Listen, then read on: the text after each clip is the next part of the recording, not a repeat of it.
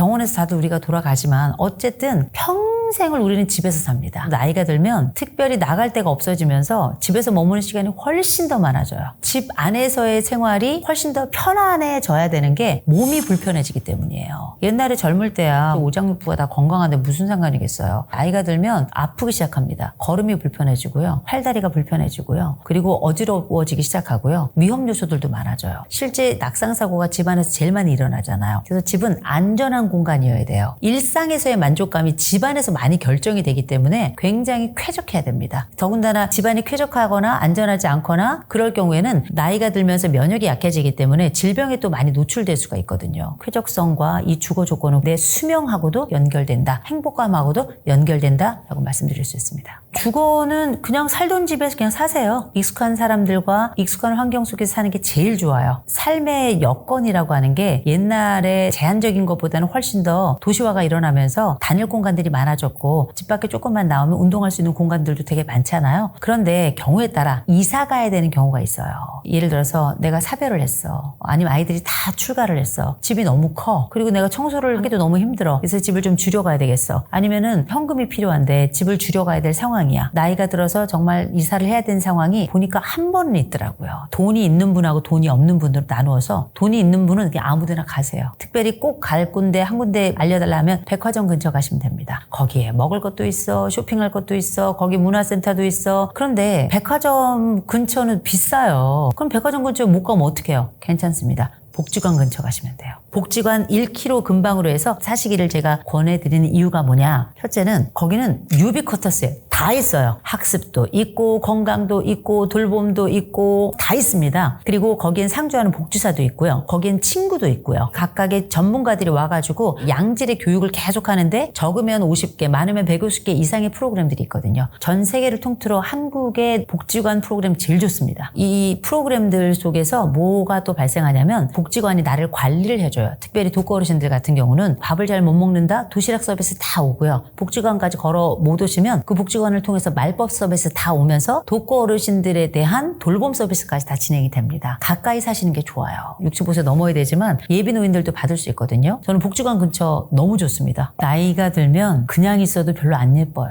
그런데 거기에 추한 행동을 한다면 볼성사나운 거죠. 나이가 들어간다는 건 미학적으로 볼 때 예쁘게 늙어가는 분들이 계시지만 주름이 지고요. 피부의 색깔도 달라지고요. 몸 전체도 구부정해지고 키도 줄고요. 그리고 온몸에 검버섯도 생겨나고요. 치아도 다 빠지고 전체적인 골격 자체가 가늘어지는 것 같은 느낌을 많이 받는단 말이에요. 동공도 탁해지고요. 머리도 빠지고 이런 식으로 몸의 변화가 아주 드라마틱하게 많이 변해요. 그 얘기는 뭐냐면 더 이상 아름답지 않을 수 있다는 겁니다. 시술도 하고 수술도 하고 화장도 하고 옷도 예쁘게 입고 커버할 수는 있을 거예요. 그러나 청춘의 아름다움만큼을 담아낼 수가 없습니다. 아름답지 않다 하더라도 이 사람이 가지고 있는 삶이 아름다우면 되는 거거든요. 그런데 행동이 아름답지 않은 것은 그것만큼 추접하고 추한 일은 없습니다. 더군다나 철모르고 세월을 겪어보지 못했고 살아가면서 어떤 경험도 없었던 사람이어서 낯설어서 했던 실수가 아니라 충분히 살았고 많은 경험을 통해서 실패감도 많이 경험했던 사람인데도 불구하고 내가 살아온 흔적대로 그냥 살아오는 경우 이 사람의 행동을 더 추하게 만들고 더 거칠게 만들고 더 형편없이 만들어 보여주는 경우는 그것처럼 안타깝고 흉한 건 없다고 생각해요. 나이 들어서 하는 추한 행동은 손가락이 부족할 정도로 많이 얘기할 수 있을 거예요. 요새 젊은 층들이 극혐하는 몇 가지 행동들이 있죠. 상욕하는 거. 입에 담을 수 없는 욕들을 아무렇지도 않게 그런데 이 세월에 굴욕이 붙어가지고 너무나 자연스럽게 상욕을 하는 경우 더군다나 공개적으로 하는 경우들이 있고 심지어는 사과를 해도 부족할 상황에 욕지거리를 하는 분들이 계시거든요. 이런 경우는 정말 비참하다고 생각합니다. 그 상황을 해석할 능력도 판단할 능력도 대응할 능력도 없는 상황이기 때문에 저는 이건 굉장히 비참하다고 생각이 들고요. 두 번째로는 공개적으로 부당한 것을 아주 정당하다고 우기는 행위. 젊은 사람들에게도 발생하는 일이에요. 이를테면 횡단보도를 그냥 무단횡단을 했어요. 그때 많이 하신 얘기가 뭐냐면 다리가 아파서. 이해는 되죠. 그런데 다리가 아플 때는 다른 사람에게 내가 다리가 아프니까 도와달라고 요청하는 게 오히려 좋거든요. 그런데 무단횡단을 하고 아무렇지도 않게 다른 사람이 불편한 시선을 보이면 거기에 대해서 화를 내고 수치심이나 부끄러움이 있어서 우기는 것도 있어요. 그러나 할 수만 있다면 유치원 아이들도 다 줄 서서 기다립니다. 가장 어른이고 지혜를 갖추고 있고 경험을 갖추고 있다는 분들이 이런 행동을 하면 요새는 변명의 여지가 없는 경우들이 많습니다. 기억하시고 규칙을 지키지 않는 것 같은 부당한 행위에 대해서 무작위로 우기는 것에 대해서는 조심해야 될 행동이다라고 말씀을 좀 드리고 싶고요. 세 번째로는 소리 지르는 거. 진짜 조심하셔야 되는 게 물론 나이가 들면 청력이 약해져요. TV 볼륨이 자꾸 커지죠. 근데 이거 말고 고성부터 지르는 분들이 계세요. 본인의 무식을 아주 단적으로 보이는 행위입니다. 큰 소리를 지르는 건 뭐냐면 설득이 안 된다는 뜻이거든요. 이 친구가 내가 순순히 말을 하는데도 불구하고 내 말을 이해하지 못했거나 설득이 되지 않아서 내가 원하는 바를 행하지 않는다. 그래서 더 이상 나는 그 방법을 쓸 수 없고 안 통하다고 생각하니 소리를 지른다라는 건데 이건 아주 고압적이다라고 이야기를 하죠. 시민사회에서는 이런 고압적 행동은 통하지 않습니다. 어렸을 때부터 칭찬받고 자라고 설명을 듣고 자라고 고학력의 충분한 설득과 타협을 통해서 민주주의를 경험한 세대들에게 이런 고압적 행동은 무례하고 무식한 것으로밖에 보이지 않아요. 이어서 제가 말씀드릴 항목이 뭐냐면 나이 운운하는 거. 가진 게 나이밖에 없는 거예요. 내세울 게 나이밖에 없으니까 몇 살 먹었어 이렇게 이야기하는 건데 사람은 나이로 사는 게 아니잖아요. 역할로 사는 겁니다. 어른으로서 그 역할을 어떻게 설명해 주실 수 있을지 어른으로서 만약에 잘못한 게 있다면 사과도 하고 이런 걸 보여주는 게 그 어른의 역할이잖아요. 나이만 내세우고 하는 거 굉장히 저는 불편하기도 하고 안 그러셨으면 좋겠다. 그리고 또 말씀드리자면 청결하셔야 돼요.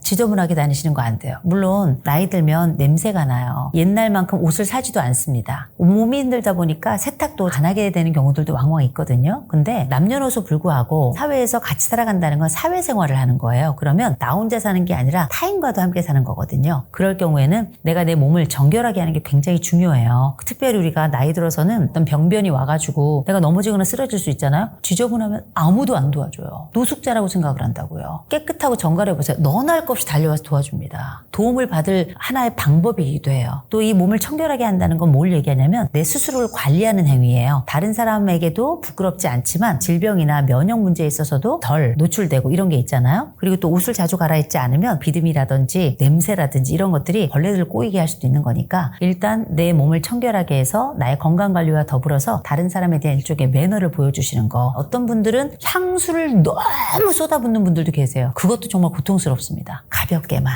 그리고 옷은 비싼 옷을 말씀드리는 게 아니에요. 깨끗하게 빨고 정갈하게 입으면 되는 거예요. 갈아입는 게 더 중요해요. 샤워를 조금 더 자주 하셔서 내가 사회인으로서 누구든지 내게 와서 언제든 말을 걸고 싶은 그런 외모를 갖추는 거. 옷이나 청결 상태는 다 뭐냐면 사회적 언어예요. 이런 사회적 언어도 잘 갖추십사 좀 말씀을 드립니다. 긍정적인 정서 넘버원이에요. 긍정적인 사람들은 평생에 걸쳐서 자기 행복감이 높아요. 우리나라에 백두대간 프로젝트라는 게 있었는데 우리나라에 100세 이상 되신 분들은 도대체 뭘 드시고 어떠하길래 이렇게 오래 사시나 살펴봤더니만 어떤 분은 담배를 하루에 2갑 이상 피시고 어떤 분은 엄청 맵고 짜게 먹고 건강에 좋지 않은 특성들이 많이 있었는데 그럼에도 불구하고 이렇게 오래 사신 데는 2가지 특성이 있었던 겁니다. 하나, 유전자. 두 번째는 뭐냐면 긍정적 정서였어요. 이게 굉장히 중요한 겁니다. 어떤 상황이 팡 터졌을 때 이것밖에 답이 없어. 이걸 우리가 인지적 경직성이 있다 이렇게 말하고 이런 가능성도 있고 이런 대안도 있어 이렇게 믿는 걸 인지적 유연성이 있다 이렇게 이야기하는데 이렇게 장수하시는 분들의 특징을 보면 인지적 유연성이 있더라는 거죠. 이런 인지적 유연성이 높은 분들은 어떤 상황이 탁 터졌을 때 아유 그럴 수도 있고 저럴 수도 있는 거 아니오? 이렇게 표현하는 이 상황에 대해서 잘 될 거예요. 이렇게 미래에 대해서도 긍정적으로 보려고 하는 경향이 있더라는 거죠. 이 긍정 정서가 첫 번째 장수 비결이자 행복 비결이다 이렇게 말씀드릴 수 있고 또 한 가지 이분들은 자기 관리가 되게 잘 돼요.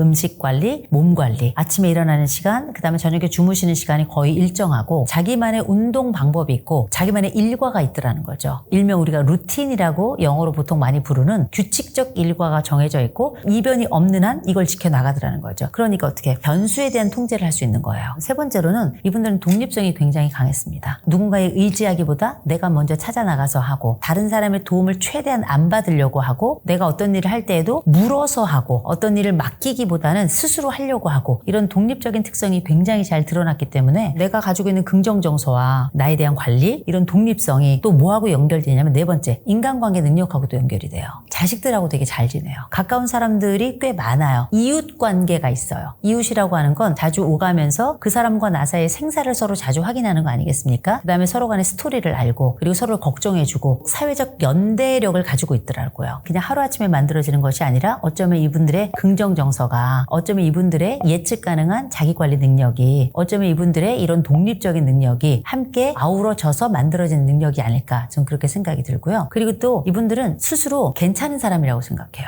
이걸 우리가 통합성이라고 불러요. 과거에 잘못한 것도 있지만 그때는 나름대로 그게 최선이었어. 실수도 했지만 자기 삶에 대해서 평가가 괜찮은 거예요. 연구에서도 보면 제일 형편없는 게 1점이고 제일 잘한 게 내 인생이 10점이라 할 때 몇 점 주시겠습니까? 그러면 행복감 높고 오래 장수하시면서 건강하신 분들의 특징은 뭐냐면 보통 8점이 다 넘어요. 자기 스스로를 좋게 평가해주고 자기 삶에 대해서 못한 것도 있지만 전반적으로 괜찮다라고 평가하는 이런 높은 통합성을 보이는 이런 양상들이 우리나라에서는 오래 살면서도 행복하게 사는 분들의 아주 핵심적인 요소라고 봐야 될 겁니다. 역시 유머예요. 재밌는 사람은 어디 가나 인기가 있습니다. 그런데 이 인기가 있다라고 하는 게 여러 가지 차원일 텐데 그 인기라고 하는 건 편안함일 수도 있고요. 존경심일 수도 있고요. 재미일 수도 있고요. 결국 인기가 있다는 얘기는 그 사람 옆에 있게끔 하는 사람이란 특징일 거예요. 그럴 때 가장 첫 번째가 유머죠. 재밌는 사람 옆에 있으면 계속 있고 싶은 건 당연한 거고 그 사람이 나를 재밌게 해주려고 애쓰는 그 모습이 너무 좋은 거예요. 진짜 웃기기도 하고 실제 유머라고 하는 건 내가 하는 유머에 반응해주는 것도 유머 능력이에요. 그래서 인기가 있는 사람은 재밌는 사람이자 동시에 나를 향해서 잘 웃어주는 사람이 함께 포함이 되는 거고요. 두 번째로는 내 얘기 들어주는 사람이에요. 나한테 고개 끄덕끄덕 해주는 사람. 그래서 보면 참 놀라운 게 어떤 분들은 전 잘 말을 못해요. 말을 좀 잘했으면 좋겠어요. 이런 얘기 하시는데 이런 분들은 보면 의외로 또 친구가 되게 많아요. 내가 말을 잘 못한다고 생각하기 때문에 그 사람 얘기를 되게 잘 들어줘요. 이런 분들은 당연히 인기가 있을 수밖에 없는 거고 잘 경청해주는 거 너무너무 중요할 거고요. 세 번째로는 예측이 되는 사람이에요.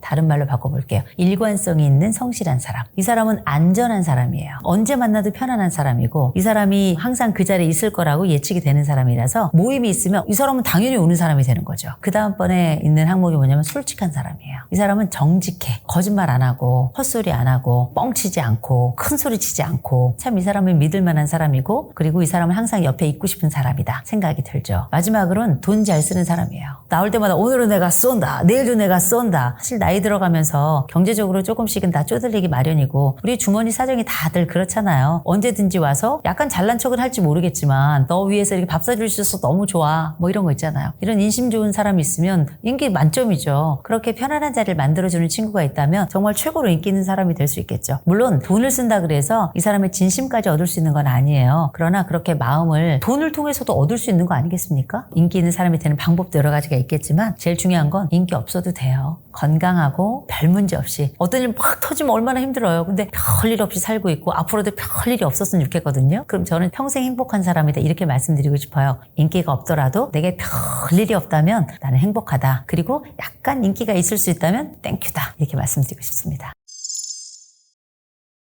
오늘은 저희가 함께 중년 이후에 우정은 어떻게 해야 될 것인지 그리고 어떻게 하면 좋은 사람들을 만날 수 있을 것인지 그리고 피해야 될 사람은 어떤 사람들인지 구분하고 나누어서 꼼꼼하게 살펴보겠습니다. 내가 중년인가 아닌가를 판별하는 기준이 있어요. 모이면 아픈 얘기하고 흩어지면 병원 간다. 제가 이렇게 얘기를 하는데 그 얘기는 뭐냐면 변화가 많은 시기인 만큼 우리가 50이 되면 돌연사도 많아지고요. 50이 되면 부모들도 떠나게 되고요. 50이 되면 자녀들도 떠나게 되고 동시에 퇴직을 하게 되면서 친구들도 떠나게 되고 자녀들이 떠난다는 얘기는 뭐냐면 이미 성장한 아이들 그 과정에 만들어진 엄마들 네트워크도 그때는 좀 달라지는 시기가 되는 거거든요. 50이 된다는 건 떠날 자가 많아지는 시기이고 50이 된다는 건 때로는 만나지 못할 사람들도 생겨난다는 얘기라서 관계의 재정립이 필요한 시기이고 관계를 엄밀히 말하자면 돌아보는 것을 넘어서 다시 한번 재구축해야 되는 시기 이때가 바로 중년이고 50 이후의 삶이기 때문에 인간관계에 있어서 특별히 사람 관계에 있어서 50이란 나이는 굉장히 중요한 또 한 번의 계기 또 문지방을 넘는 시기 동시에 하나의 새로운 시작 포인트다라고 보시면 될 것 같습니다.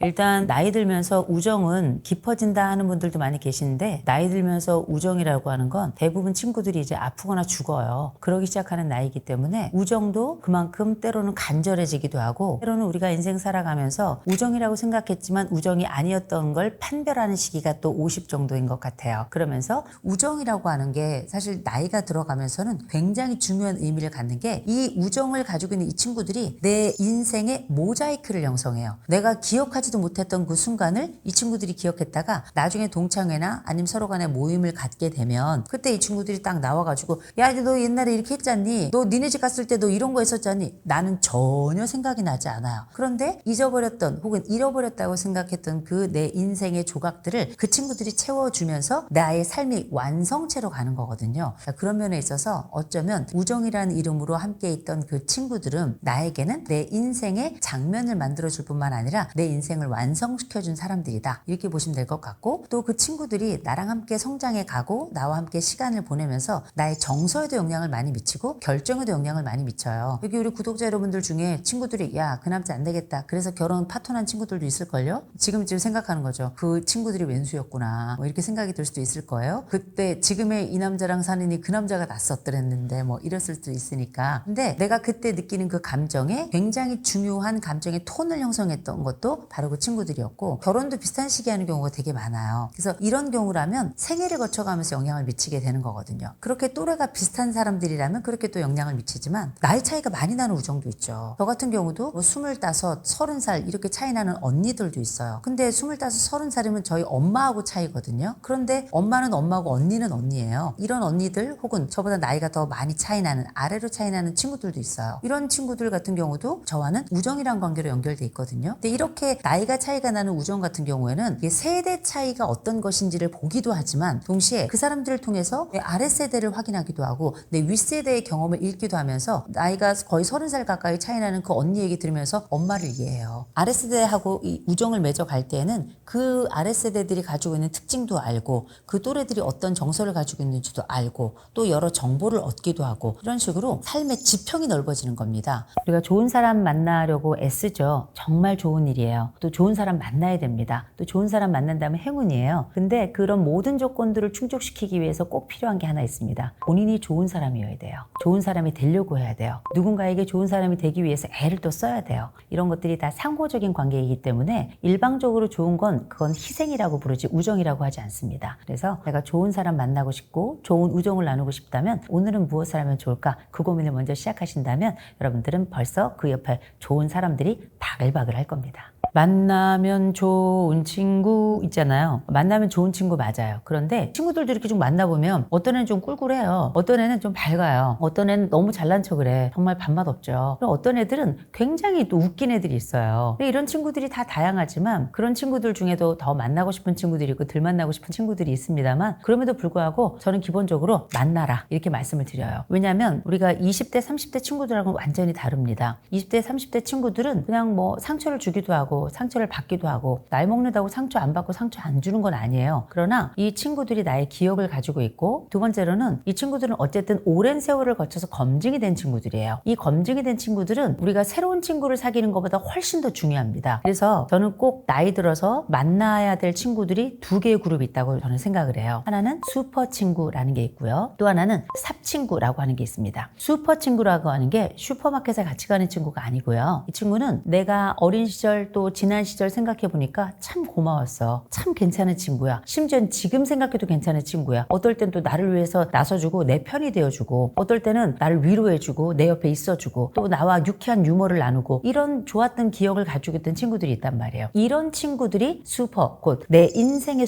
슈퍼맨들이었어요. 이 사람들은 그 옛날에만 좋았던 게 아니에요. 지금도 생각해봐도 참 좋은 친구들이야. 그렇다면 그 친구들은 나에게 슈퍼 친구다라고 보시면 될 것 같아요. 그런데 인생을 살다 보면 어떻게 하다 보니 좀 관계가 멀어지기도 했단 말이에요. 저는 그 친구들을 찾아가셨으면 좋겠어요. 그 친구들이 연락하셨으면 좋겠어요. 깨톡도 있고요. 문자도 있고요. 전화도 있고요. 요새는 SNS도 엄청 많더구만요. 지금은 거기 있는 친구들 중에 아마 두셋은 죽었을 겁니다. 두셋은 또 아팠을 거고요. 몇 명은 또 암이었다 뭐였다 해서 수술도 했을 거고요. 이렇게 세월이 달라지면서 이제는 남은 친구들도 많지 않거든요. 그럴 때 내가 연락할 수 있는 친구 있거든. 전화번호 다 뒤져보세요. 안부도 한번 묻는 거고요. 또 그때 고마웠던 게 기억이 난다. 내가 살림이 괜찮으면 선물도 하나 보내보고요. 내가 살림이 좀 그렇다. 그러면 요새는 왜 그 이모티콘 같은 거 2,000원이면 되더라고요. 그 2,000원짜리 하나 이렇게 딱 보내면 그 친구는 그거 쓸 때마다 나를 기억해 줄 거란 말이에요. 그렇게 제가 말씀드리는 건 뭐냐면 내가 생각한 그 친구들이 나에게 오지 못하더라도 가끔씩 내가 그 안부를 물으면서 옛날에 그 친구를 회복했으면 좋겠다는 거예요. 마치 우리의 인생을 다시 회복하고 우리의 삶을 회복하고 과거의 좋은 기억들을 회복하는 것처럼 인생의 그 친구들이 또 한 번의 나에게 르네상스를 만들어줄 거라고 저는 생각을 합니다. 그리고 또 한 그룹이 있는데요. 삽친구라고 하는 그룹이에요. 이 삽친구라고 하는 건 우리가 왜 삽질한다 이런 얘기 하죠. 정말 그 삽친구입니다. 이를테면 이런 거죠. 영숙이가 있다. 그러면 그 영숙이한테 제가 이야기하는 겁니다. 언제? 새벽 2시쯤 다가가서 문을 두드려요. 영숙아! 영숙아! 문을 두드리면 영숙이가 나올 거 아니에요. 그럼 영숙이에게 얘기하는 겁니다. 야, 영숙아, 내가 지금 시체를 한 거 묻어야 되겠는데 어떡하지? 그랬더니 영숙이가 조금 고민을 하더니 야, 호선아, 삽 어디 있냐? 그러니까 실제 자신의 손해에도 불구하고 기꺼이 나를 위해 나서주는 그런 친구. 이런 친구가 있다면 야,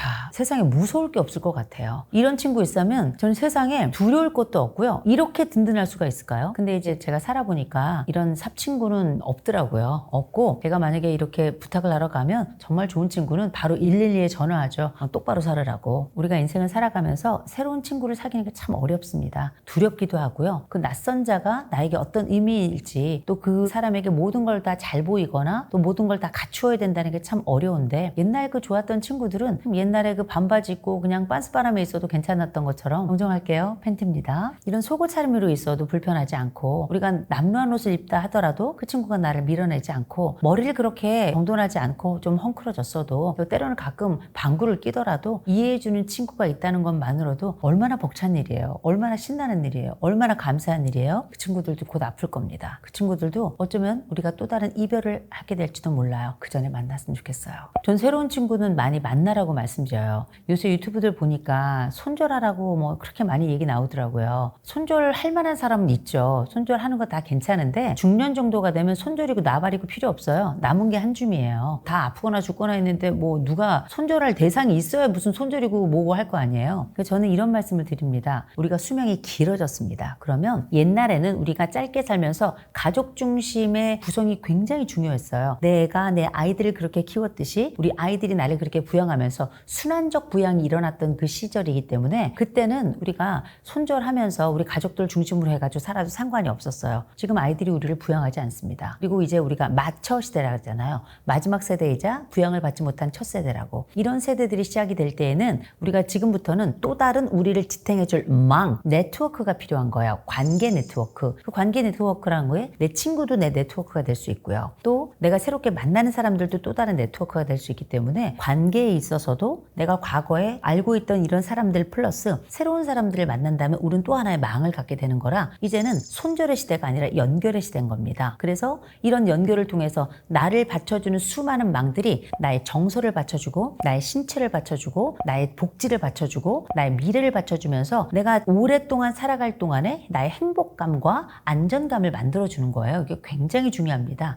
그래서 지금이야말로 친구를 만날 시기이고 친구를 사귈 시기다라고 저는 감히 말씀드려요. 그러면 새로운 친구를 도대체 어디 가서 만나야 되냐 고민을 할 수밖에 없습니다. 저는 좀 안전한 공동체를 찾아라 이렇게 말씀드리는데 그 새로운 친구를 만나기 좋은 장소들 중에 하나 나이가 많이 드신 65세 이상 되신 분들이라면 저는 노인복지관을 가시다라고 말씀을 드리고요. 그게 아니라 좀 젊은 분들이라 그러면 그 사회종합복지관 또 가시면 됩니다. 거기에 가시면 단순히 사회적 서비스를 받고 이런 차원을 넘어서 거기는 학습 공동체예요. 이 학습 공동체라는 얘기는 꼭 이게 사회복지관이나 노인복지관이 아니더라도 공부할 수 있는 영역에 가면 된다는 얘기거든요. 공부를 한다는 얘기는 공부는 그냥 막 하는 게 아니에요. 취향이라는 게 있고 지향점이라는 게 있고 목표라는 게 있습니다. 그래서 우리가 어떤 학습을 추구한다는 얘기는 그게 취미의 방식이든 아니면 정말 어떤 것을 자격증을 통해서 하는 것이든 요새는 사이버 대학이나 방송이나 통신을 통해서 배우는 것들이 워낙에 많잖아요. 그렇게 하나의 동아리를 형성하게 되면 이 학습 공동체가 공동의 목표를 가진 사람들이 선량한 목적으로 만나서 이 사람들이 자기의 목표를 성취할 뿐만 아니라 함께 학습이라고 하는 협업을 하게 되는 겁니다. 그러면 거기에 오는 사람들은 되게 건강한 목적을 가지고 오는 사람들 또 인생에 나아갈 바를 추구하려고 오는 사람들이 거의 대부분이에요. 이런 분들은 기본적으로 사람들이 가지고 있는 목표가 건전합니다. 그렇기 때문에 이런 건전한 목표를 가지고 있는 사람들이 함께 모여서 어떤 목표를 달성하고 그 가운데 나를 수련하고 배우면 배울수록 더 괜찮은 나를 발견하게 되고 괜찮아지는 또 타인을 발견하게 되는 거예요. 사람이 혼자 살아갈 수가 없습니다.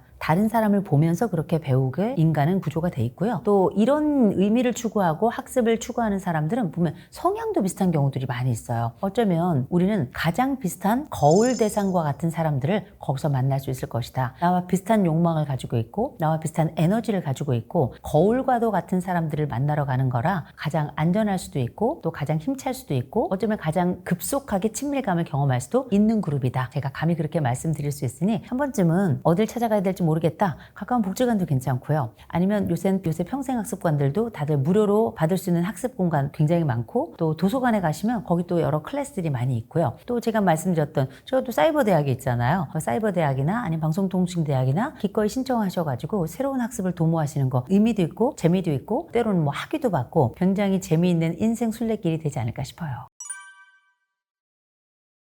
인생 살아가면서 우리가 나이가 든다는 건 필터가 생기는 일이에요. 그러면 우리가 인생을 살아가며 돌아보면 아 얘는 진짜 나쁜 애 악마였어 이런 애들이 있어요. 또 그런 아이들 또 그런 친구들의 그런 사람들의 특성들이 분명히 나한테 각인이 되어 있을 겁니다. 근데 그거 말고 진짜 절대 만나지 말아야 될 사람 또 있다면 반드시 도망가야 될 사람들이 있어요. 그 사람 저는 두 그룹을 찾는데요. 하나는 뭐냐면 가스라이팅 하는 사람들이에요. 근데 요새 가스라이팅과 관련된 이야기가 많이 나오면서 사람들이 가스라이팅을 많이 오해하시더라고요. 나한테 어떤 일을 반복적으로 하라고 조언을 하는 것도 다 가스라이팅이라고 생각하는 경우 많이 있더라고요. 가스라이팅의 가장 기본적인 전제는 뭐냐면 어떤 이익을 얻는 사람이 있는 거예요. 목적하고 있는 이익이 있는 경우가 있다라는 거. 그래서 이 사람을 장악하려고 한다든지 아니면은 금전적인 이익을 편취하려고 한다든지 아니면은 심리적 권력을 획득하려고 한다든지 이런 여러 요소들이 있을 겁니다. 어떤 사람의 이익을 도모한다면 이건 가스라이팅이 아니에요. 이 사람을 해치거나 혹은 헷갈리게 해서 또 다른 사람이 이익을 얻으려고 한다면 이건 가스라이팅이 될 수 있어요.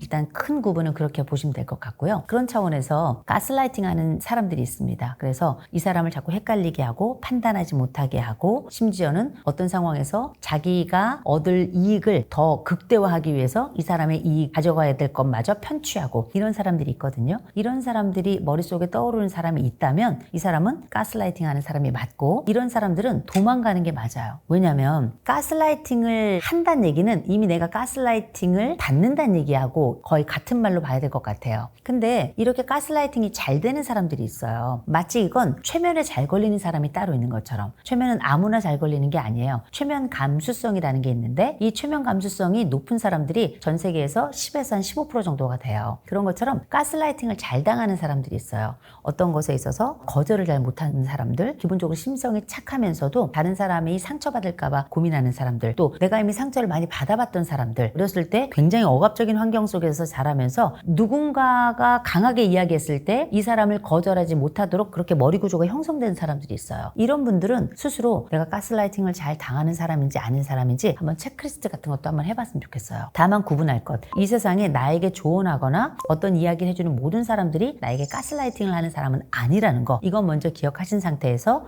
나에게 어떤 이익을 가져가고 나를 지배하려고 들고 통제하려고 들고 그걸 통해서 모종의 이익을 가져간다면 이 사람은 나를 가스라이팅한다 생각하시고 그 사람들은 손절하는 게 맞습니다. 또 한 그룹이 있다면 그루밍하는 사람들이에요. 그루밍은 범죄예요. 판단하지 못하는 미성년자들을 대상으로 해서 얘네들이 외부와 단절시키고 다른 어떤 정보도 주지 않은 상태에서 오로지 한 가지 정보가 맞다고 하는 일련의 쇠뇌 과정을 거쳐서 이 아이들의 몸을 편취하거나 아니면 돈을 편취하거나 이 사람의 삶을 지배해서 그 뒤에 발생하는 모든 이익을 다 가져가는 이런 방식의 형태를 우리가 그루밍이라고 부르잖아요. 되게 뉴스에서는 성적 착취가 굉장히 많았기 때문에 그루밍 하면 성 이렇게 떠올릴 수 있을지 모르겠는데 그루밍은 성인기에도 발생할 수 있어요. 그래서 외부와의 모든 것들을 차단한 상태에서 어떤 정보도 들어오지 못하게 하고 내 정보만이 이 사람에게 1차 정보가 되어서 그 사람 머릿속을 완벽하게 지배한다? 이건 역시 그루밍이 될 수 있습니다. 그래서 이런 가스라이팅 하는 사람들 또 그루밍 하는 사람들이 있다. 그럼 이 사람들은 우리가 피해야 될 사람이라고 생각하잖아요. 못 피해요. 이미 나에게 가스라이팅 한다, 그루밍을 한다는 건 나는 이미 그 지배 세계 속에 들어가 있는 겁니다.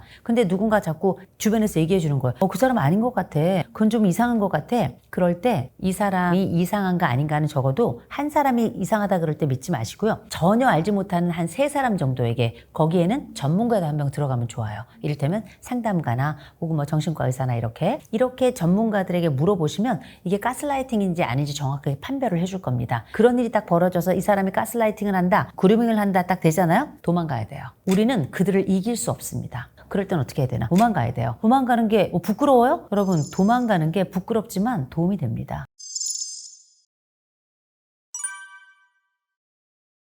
부모들이 실수 많이 하죠. 나이 들면 실수 더 많이 해요. 이제 판단력이나 이런 것들도 많이 떨어지고 사회적 관계 망도 많이 줄어들게 되면서 부모들이 훨씬 더 실수가 잦아지게 된다는 거 먼저 말씀드립니다. 그러니 자녀들도 좀 이해할 것. 대신 부모들도 좀 신경 쓰고 각성해야 될 부분들이 있죠. 이제 제일 먼저 기억할 건 아이들은 더 이상 아이들이 아니에요. 어린애가 아니라는 거죠. 이제 자녀가 컸다면 어른 대접을 해줘야 돼요. 어른 대접을 해주셔야 돼서 마치 뭘 못하면 계속 혼내는 부모들이 있거든요. 정신 차리셔야 됩니다. 이 아이들이 얼마나 똑똑하고 잘 컸는지, 우리보다 훨씬 더 좋은 교육을 받고 훨씬 더 논리적 판단을 하고 우리보다 기기도 훨씬 더 잘 만지고 부모 앞에서 그렇게 움츠려 있는 것 같지만 밖에 나가면 정말 훌륭한 아이들이에요. 그런데 부모 앞에서 20이 넘도록 30이 넘도록 40이 넘도록 계속 혼내는 부모들이 있거든요. 이렇게 하면 자식들이 밖에 나가서 어깨를 못 펴요. 자기 혼내는 아버지와 같은 상사를 만나면 웨디푸스 컴플렉스처럼 쪼그라들게 되고요. 늘 비난하는 엄마를 만나면 누군가 그 유사한 비난을 했을 때 그 사람이 죽을 때까지 미워지고요. 이런 건강한 사회관계를 잘 하지 못하게 되거든요. 그래서 애들이 20살 넘고 30살 넘잖아요. 스스로가 돈 몇 푼 있으면 밖에 나가서 뭐든지 할 수 있는 나이가 된다면 그때부터는 비난이나 혹은 아이들을 움츠리게 하고 마치 어린아이를 혼내듯이 하는 이런 방식의 대화는 먼저 멈추셔야 됩니다. 두 번째로는 아이들한테 욕하지 마세요.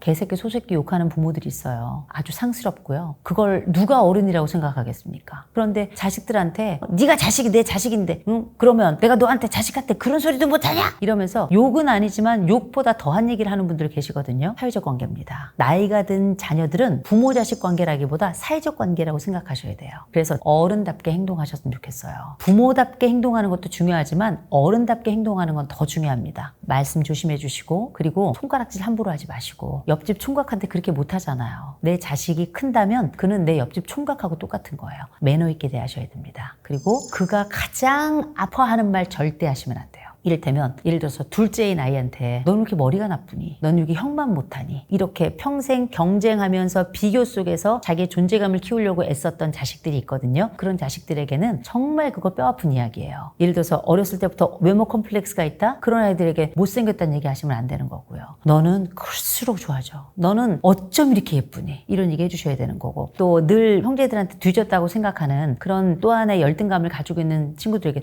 넌 다른 힘이 있잖니. 너는 비교할 게 없어. 넌 다른 힘을 가지고 있어. 넌 그런 부분이 늘 남달라서. 이런 얘기를 해주기를 자식들은 기다리고 있거든요. 근데 그런 얘기를 하지 않고 어렸을 때 했던 그 비교의 이야기를 여전히 하고 어렸을 때 했던 그 불편한 이야기를 여전히 하고 있는 부모님들 계신데 가장 듣고 싶은 이야기를 물어보셔야 돼요. 또 가장 이 말씀 안 해주셨으면 좋겠다라고 하는 그 이야기를 물어보셔야 돼요. 왜냐하면 부모도 몰라서 그 말을 하고 몰라서 좋은 말을 못 해주는 경우도 있거든요. 그래서 아픈 상처 건드리지 말고 어떤 말을 듣고 싶은지 물어볼 것. 이거 굉장히 중요합니다. 꼭 하셨으면 좋겠고 마지막으로 자녀들에게 어떤 얘기를 해주는 거 되게 중요한데요. 부모들도 꼭 요청하셨으면 좋겠어요. 아버지한테는 꼭 이런 말 해줘. 엄마한테는 꼭 이런 말 해줘. 이렇게 얘기해 주시고 한 가지 빼놓은 게 있네요. 옛날에 잘못한 거 있으면 사과도 하셔야 돼요. 대신 자식들한테 사과도 받으실 필요도 있어요. 부모만 일방적으로 사과하는 건 없어요. 부모가 사과를 해주면 정말 땡큐인 거예요. 또 자식이 사과를 해주면 정말 땡큐인 거예요. 이렇게 서로 땡큐의 과정으로 우리가 살아갈 날이 굉장히 길기 때문에 앞으로 지금 내 부모가 70이다, 80이다, 90이다, 100살 넘어 살 가능성이 굉장히 높잖아요. 지금 부모로 계신 분들도 앞으로 더 오랜 세월을 살게 될 거예요. 그렇다면 기억하실 것, 내 자녀와 좋은 관계를 유지하는 건 과거보다 훨씬 더 중요한 시대가 됐다는 거 꼭 기억하셨으면 좋겠습니다. 성인이 된 자녀들하고 우리가 소통을 하는 게 쉽지 않아요. 왜냐면 일단 나타나질 않아서 만나야 뭘 보든지 하고 전화를 해도 전화도 안 받고요. 똑같은 걸 해도 그냥 뭐 어떨 때는 일십 읽고 그냥 답변을 하지 않고 이런 경우들도 많고 그래서 제일 먼저 성인 자녀들과 함께 소통할 때 첫째 섭섭해하지 마라 라고 말씀드리고 싶어요. 그들은 이미 사회 속에서 너무나 왕성하고 바쁘게 활동하기 때문에 그냥 나중에라도 답변을 주면 고맙다 이 정도예요. 그리고 어쩌다 연락이 되면 그냥 감사하다 이렇게 생각하셨으면 좋겠어요. 그래서 때로는 우리의 전화가 혹은 우리의 문자가 그들에게는 좀 불편할 수도 있고 때로는 너무 바쁠 때 연락이 가서 우리에게 실시간으로 연락을 받지 못할 때도 있거든요. 그런 상황에서도 섭섭하지 말 것 그 말씀 드리고요. 또 하나 우리가 성인 자녀와 함께 잘 지내려면 이들에 대해서 대해서 좋은 얘기 많이 해주셔야 됩니다. 이제 애들이 딱 크잖아요. 옛날 일은 잊으세요. 옛날에 걔가 뭐 공부를 못하고 이런 거 다 필요 없어요. 무조건 칭찬만 해주셔야 돼요. 제가 늘 말씀드리는 게 있어요. 부모와 자녀 사이가 성인과 성인의 관계가 돼요. 이제 나이가 들어서 성인과 성인 관계가 되면 사회생활을 하셔야 돼요. 그래서 상사하고 부하 직원이 아니에요. 동료라고 생각하셔야 됩니다. 우리가 이제 인생 살아가면서 부모의 역할이 이름이 계속 달라져요. 이를테면 아이들이 0에서 1세일 때 부모 이름은 보육자예요. 그리고 또 1에서 3세 있을 때는 양육자라는 이름으로 살아가요. 애들에게 이거저거 잘할 수 있는 시공간 주는. 그리고 애들이 이제 유치원 다닐 고시기가 되면 부모는 이제 훈육자가 됩니다. 해야 될 것과 하지 말아야 될 것 그 경계를 알려주고 울타리를 만들어주는 그런 사람. 애들 초등학교 다닐 때 부모는 격려자예요. 오케이 화이팅 예스 이렇게. 그리고 아이들 청소년기 있을 때 부모는 상담자입니다. 그런데 아이들이 성인기로 딱 넘어가잖아요. 그때 우리의 이름이 뭐냐면 동반자예요. 동반자. 동반자는 뭐냐면 상하 관계가 아니에요. 수평 관계란 말이에요. 수직적 관계가 아니라 수평적 관계이기 때문에 그때는 그야말로 사회 관계를 시작하셔야 돼요. 사회적 관계. 너와 내가 입사 동기라고 생각하시면 딱 좋아요. 그러면 협업은 할지언정 내가 너에게 이래라 저래라 지시할 수 없는 거거든요. 그래서 이제 성인기에 도달했을 때 부모들은 적어도 수직 관계가 아니라 수평 관계이기 때문에 함께 이야기할 때 수직적 관계처럼 내려찍거나 혹은 일방적인 명령을 내리거나 소리를 지른다든지 이런 거 하시면 안 됩니다. 물론 어른은 어른이에요. 그리고 자식은 자식이고 부모는 부모입니다. 구분이 돼 있어요. 그러나 우리가 그들을 대하는 방식이 인격적이었으면 좋겠다라고 말씀을 드리는 거예요. 그리고 제가 꼭 말씀드리는 거, 아이들에게 부모가 너에게 무엇을 해주었으면 좋겠는지, 그 중에서도 집을 주십시오, 상속을 해주십시오, 증여를 해주십시오 뭐 이럴 수가 있잖아요. 그거 말고 어떤 말을 해주었으면 좋겠는지 꼭 물어보셨으면 좋겠어요. 네가 평생에 아빠하고 엄마, 아버지하고 어머니께 꼭 듣고 싶었던 얘기가 있다면 그게 뭘까? 내가 늦게라도 꼭 물어본다. 그래서 예를 들어서 뭐 참 착하다, 아니면 너 참 훌륭하다, 혹은 넌 잘 될 거야, 이런 어떤 말이든지 나올 거 아니에요. 그러면 그 얘기를 남은 생에 해주셔야 돼요.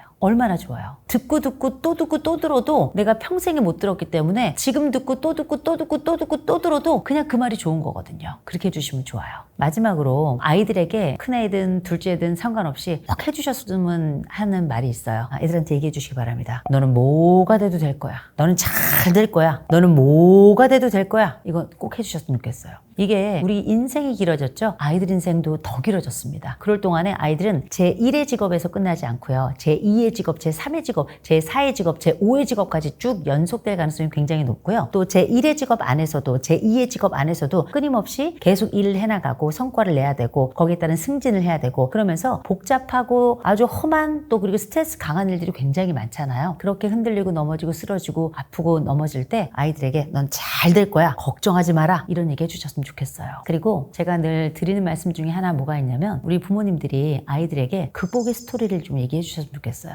엄마가 옛날에 이런 일이 있었는데 이렇게 극복했잖아. 야, 네 아버지가 옛날에 이런 일이 있었는데 너 몰랐지? 이렇게 극복했다. 야, 우리 집에 이렇게 극복의 DNA가 있어. 너 어렸을 때도 잘했지만 네 안에 극복의 DNA가 있어. 잘 될 거야. 그러니 너무 염려하지 마. 너무 실망하지 마. 넌 이겨내고도 남아. 알겠지? 이런 용기 주셨으면 좋겠어요. 제가 성공이라고 말하지 않았어요. 극복이라고 말씀드렸죠. 꼭 이야기해 주셨으면 좋겠습니다. 저는 저희 부모님 그다음에 시가 쪽 매일 통화하거든요. 매일 통화하는데 딱히 할 얘기는 없어요. 그냥 뭐 아유 식사하셨습니까? 시어머니, 사랑하는 아버지 식사하셨습니까? 딸이 보고 싶으십니까? 뭐 이런 얘기 하는 거예요. 그냥 넉살 좋게 능청맞게 그냥 안부차 이렇게 여쭤보는 건데 저희 부모님들은 워낙에 고령이셔서 제가 그 목소리를 다음에 못 들을까 봐 내일이면 혹시 못 듣게 될까 봐 제가 겁이 나가지고 전화 드리는 것도 있거든요. 그런데 이제 청년기거나 나이가 뭐 20대, 30대 된 자녀 또 한 40대 정도까지 한참 사회생활을 왕성하게 하는 자녀들에게 너 매일 나한테 전화해라. 아침마다 전화해라. 제가 볼 때 그건 조금 어려울 것 같아요. 현대사회가 너무 또 급하고 또 빠르게 지나가기 때문에 보통 아침에 출근하려면 새벽에 빨리 일어나는 사람들 5시에 일어나요. 또 늦게 일어난다 하더라도 아무리 늦어도 7시에 일어나야지 출근해가지고 급하게 그리고 밤에 또 끝나고 나서는 또 회식하고 또 야근하고 이렇게 늦게까지 있고 하면 정말 늦게 들어오고 정말 피곤하게 그지없기 때문에 우리가 매일 전화를 기대하는 건 조금 어렵다 하더라도 전화가 온다면 그거 받는 건 괜찮아요. 네, 매일 전화해라 이건 곤란하죠. 근데 제가 평균을 좀 내보고 여러분들 의견도 들어보고 인터뷰를 좀 해보니까 어떤 분들은 일주일에 2번 했으면 좋겠다. 어떤 분은 일주일에 뭐 1번도 괜찮다. 어떤 분들은 한 달에 1번 괜찮다 이렇게 말씀하시는데 제가 볼 땐 일주일에 1번 정도가 안부로는 참 좋은 것 같아요. 일주일에 1번 한번 전화 거는데 우리가 일주일에 한 번 전화 거는 것도 맨날 잊어버려요. 잊어버리기 때문에 저는 아예 알람을 해놓거든요. 그렇게 알람을 해놓으니까 안 잊어버리고, 그리고 그 순간에 짧게 뭐 별다른 내용을 깊이 생각할 필요 없어요. 요새 뭐 전화법이야 뭐 이런 게 있다고 하는데, 그게 전화가 어려우면 카톡도 괜찮아요. 문자도 괜찮아요. 별일 없으십니까? 식사하셨습니까? 그렇게만 해도 내 자식이 나를 기억하는구나. 그리고 얘가 살아있구나. 또 별일 없구나. 나의 안부를 또 전할 수도 있고, 우리가 연결돼 있다는 그런 느낌을 가질 수 있으니까요. 일주일에 한 번 정도면 어떨까? 근데 우리 부모님들이 먼저 전화하세요. 실제 상담하다 보면 이 전화 목소리 듣고 싶은데 애들이 전화를 안 해서, 내가 전화를 하고 싶은데 또 용기는 안 나서 이런 분들이 간혹 계시더라고요. 그럼 저는 제가 있는 자리에서, 제가 함께하는 자리에서 어떤 얘기 할 건지, 언제 할 건지 이런 얘기 정하지만 그 자리에서 자녀에게 전화하는 경우도 있어요. 근데 그 자리 받잖아요? 그럼 이제 저랑 같이 연습했던 거 같이 얘기하면 그 자식들도 굉장히 기쁘게 받고, 그 다음에 오래 걸리지 않게 1분 이내로 딱 끊고, 이렇게 이제 하는 걸 이제 해봤는데 참 좋더라고요. 참 존중받는 부모가 되는 거 부모들의 꿈이에요. 존경까지 받는 거 어마어마한 일입니다. 근데 저는 제가 가끔 이렇게 말씀드려요. 부모에 대해서 원망하는 자녀들이 있거든요. 자녀들에게 부모 존경하지 마라. 대신 존중은 해라. 이런 얘기 하거든요. 저는 부모들에게도 똑같은 얘기를 드리고 싶어요. 존중받는 부모가 된다면 아이들에 대해서도 그만큼 존중했으면 좋겠어요. 그건 황금률이라고 생각하거든요. 그래서 아이들이 존중을 받는다면 어떤 상황에서 내가 어떤 행동이나 어떤 말을 할 때 아이들은 존중받는다는 느낌을 받을까? 역으로 아이들이 어떻게 행동하고 어떻게 말을 한다면 나는 내가 존중받는다는 느낌을 가질까? 이 그림이 구체적이어야 돼요. 그래서 내가 존중을 받고 싶다면 나는 이런 상황에 혹은 이런 말에 내가 존중받는다는 느낌을 받아. 이걸 아이들에게 얘기해 주셔야 돼요. 내가 존중을 받고 싶다라는 느낌이 간혹 들더라. 근데 나는 생각해봤어. 어떤 게 존중일까 생각을 해봤더니 나는 이런 상황일 때 혹은 이런 말을 들을 때 내가 존중받는다 이런 느낌이 들더라고. 이런 말 가끔 해줘. 이렇게 요청하시면 요새 젊은이들은 정말 잘해줍니다. 어색하니까 가족들끼리 안 해줄 수도 있겠죠. 그런데 그거의 근사값이라도 해요. 부모들이 더 어색해하지 자식들은 생각보다 그렇게 어색해하지 않습니다. 요새 여자친구들끼리 서로 막 이렇게 이벤트 같은 거 하는 거 보세요. 닭살도 다음 생에도 이 닭살이 안 없어질 것 같단 말이에요. 그만큼 표현에 훨씬 더 유연한 세대가 됐어요. 대신에 존중이란 말, 너는 왜 나를 존중 안 하니? 어떻게 해야 되는데요? 그럼 막상 부모도 할 얘기가 없는 경우가 많아요. 그래서 내가 이런 상황이면 혹은 이런 말이면 좋겠다 그 말만 전달해도 아이들은 그에 준하는 상황, 그에 준하는 말을 통해서 부모의 존중감을 일깨우거나 존중감을 느끼시도록 아마 애를 쓸 겁니다. 그래서 제일 먼저는 존중을 받고 싶다라고 하는 그 상황과 말이 나에겐 어떤 것인가를 먼저 명료하게 알고 있는 거 굉장히 중요하다. 그래야 그들에게도 말할 수 있다라는 거고요. 두 번째로는 존중을 받는다는 게 시켜서 못해요. 멱살 잡는다고 해서 존중이 되겠습니까? 어려워요. 근데 보면 어른의 자태를 갖는다는 게 사실 존중에 굉장히 중요한 기준이 될 것 같거든요. 어른은 어떤 사람인가 생각해 보면 전심으로 헌신하는 게 어른일 수도 있고, 어떤 사람은 말을 우아하게 하는 게 어른일 수도 있고, 먼저 모범을 보이는 게 어른일 수도 있고, 사람마다 어른에 대한 정의가 굉장히 다를 거예요. 그런데 부모로서 어른의 역할을 한다 할 때 어떻게 하면 존중을 받을까 좀 생각을 해본다면, 저라면 저의 일상을 열심히 살 것 같아요. 가능한 독립적으로. 이 열심히 살아갈 동안에 아침에 일어나서 아침밥 먹고, 그 다음에 내가 오전 시간에 해야 될 일 하고, 점심 먹고, 나만의 규칙을 만들고 나만의 계획을 만들어서 그 규칙과 계획에 따라 가지고 나의 일상을 멋있게 살아가는 거, 힘차게 살아가는 거, 이것 자체가 우리 어머니, 우리 아버지는 참 일관성 있으셔. 우리 어머니 아버지는 참 씩씩해. 이런 면이 자녀들에게는 굉장히 존중감을 줄 것 같다는 생각이 들었어요. 그리고 이런 일상을 만들어 가는 과정에 이어서 세 번째를 말씀드리자면, 부모의 장래 희망이 있으면 좋겠어요. 우리가 나이 들면 내일이 없나요? 부모도 장래 희망이 있거든요. 5년 뒤에 나를 상상하셔야 돼요. 그래서 5년 뒤에 내가 어떤 옷을 입고 있고, 거기에 대한 내 꿈을 한번 선정을 해보시고, 그 꿈을 단기 계획, 중기 계획, 장기 계획 이렇게 있잖아요. 그 계획들에 맞춰서 5년 뒤에 나는 이런 계획을 가지고 이렇게 하고 있어, 이런 거 하고 있어, 저런 거 하고 있어. 그러면 기본적으로는 대화의 주제도 생기고, 그 자녀들이 생각하게 되죠. 나이 들어도 꿈을 갖는구나.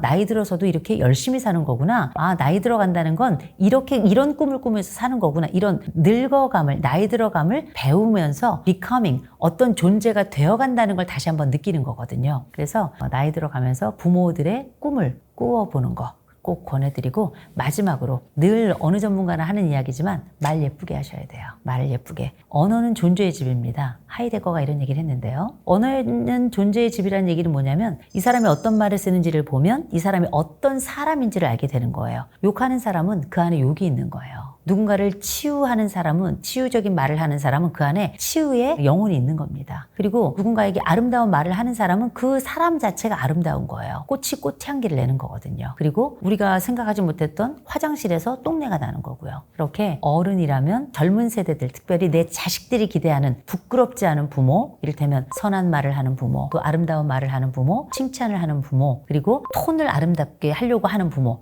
우리가 늘 그럴 수는 없지만 그러려고 애쓰는 부모를 보면서 어른이 가지고 있는 음성은 이런 거구나, 어른의 톤은 이런 거구나, 내가 존경하는 부모의 말과 단어는 이런 거구나라는 걸 알면서 그들도 그 다음 세대에게 그런 모양으로, 그런 모습으로, 그런 톤으로, 그런 단어로, 그런 문장으로 아마 반복해 가면서 좋은 어른의 꼴을 다시 빚어낼 겁니다.